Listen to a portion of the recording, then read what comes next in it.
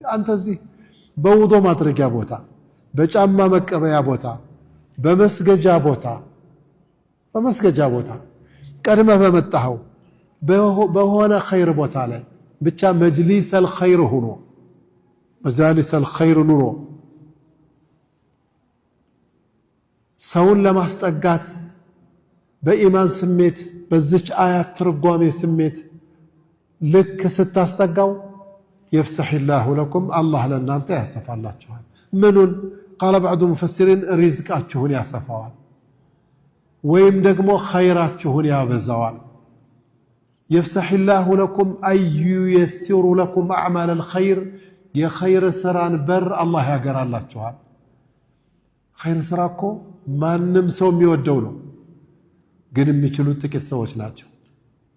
ሁሉም ሰው ኸይረኛ መሆንና ኸይር መስራትን ይመኛል፣ የሚታደሉት ግን ጥቂቶች ናቸው። አዳዩ ማን ነው? አላህ። ሰጪው ማን ነው? አላህ። ይሄን ስታደርጉ